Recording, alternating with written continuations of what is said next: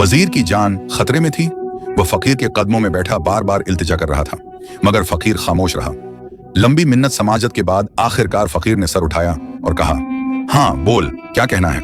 वजीर ने हाथ जोड़कर कांपती आवाज में कहना शुरू किया। 1 महीना पहले बादशाह ने अचानक दरबार में सवाल किया कि कामयाब किरदार के लिए तालीम ज्यादा अहम है या माहौल। मेरे एक हमरुतबा वजीर ने फौरन कहा कि हुजूर, तालीम सबसे बढ़कर है, और मैंने जल्दबाजी में कह दिया कि नहीं जनाब, माहौल तालीम पर फौकियत रखता है। बादशाह ने हमें गुरूर भरी नजर से देखा और हुक्म दिया कि 1 महीने में दोनों अपने अपने दावे को अमली तौर पर साबित करें। जो न कर सका उसका सर कलम कर दिया जाएगा। वजीर ने कांपती आवाज में कहा। मैंने बहुत सोच विचार किया, मगर कोई रास्ता न मिला। फिर 24 दिन बाद मेरे हमपद वजीर ने बादशाह से इजाजत मांगी कि वह अपना दावा साबित करे। इजाजत मिलते ही उसने ताली बजाई। फौरन दरबार का दरवाजा खुला। बिल्लियां मुंह में प्लेटें दबाए दाखिल हुईं। प्लेटों में जलती मोमबत्तियां थीं।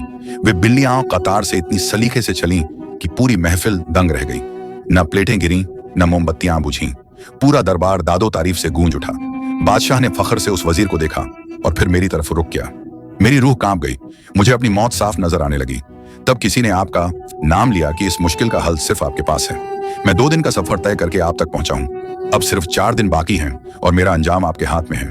फकीर ने धीरे से कहा, वापस जाओ और बादशाह से कहो कि 30वें दिन तुम माहौल की बरतरी साबित करोगे। वजीर ने रोती आवाज में कहा, मैं ये कैसे कर पाऊंगा? फकीर ने इत्मीनान से कहा, आखिरी दिन मैं खुद दरबार आऊंगा। मुकर्रर दिन आ गया। दरबार खचाखच भरा हुआ था।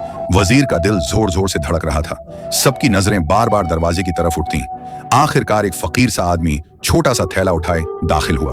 उसने बादशाह को मुखातिब करके कहा, हुजूर, पहले वजीर से कहिए वो अपनी तालीम का करिश्मा दोबारा दिखाए। बादशाह के इशारे पर वजीर ने ताली बजाई। फिर वही मंजर दोहराया गया। बिल्लियां प्लेटों में जलती मोमबत्तियां दबाए कतार से चल रही थीं। दरबार एक बार फिर दंग रह गया। अचानक फकीर आगे बढ़ा। उसने अपना थैला उलट दिया। थैले से मोटे ताजे चूहे निकलकर चारों तरफ भागने लगे। बिल्लियों ने जैसे ही चूहे देखे, उनका सब्र टूट गया। प्लेटें गिर गईं। बिल्लियां दरबार में इधर उधर भागने लगीं। लोग कुर्सियों पर उछलने लगे। पूरा दरबार अफरा तफरी में तब्दील हो गया। फकीर ने सुकून से बादशाह की तरफ देखा और बोला, हुजूर, चाहे किसी को कितनी ही अच्छी तालीम दे दी जाए, मगर अगर माहौल सही ना हो तो तालीम एक लम्हे में बेअसर हो जाती है। कामयाब किरदार के लिए तालीम के साथ साथ बेहतर माहौल भी जरूरी है। ये कहकर फकीर मुड़ा और दरबार से निकल गया। हमारे यहाँ तालीम का सारा बोझ सिर्फ उस्ताद पर डाल दिया जाता है, जबकि घरों का माहौल नजरअंदाज कर दिया जाता है।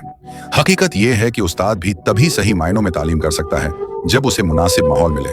तालीम और माहौल दोनों एक दूसरे के बिना अधूरे हैं।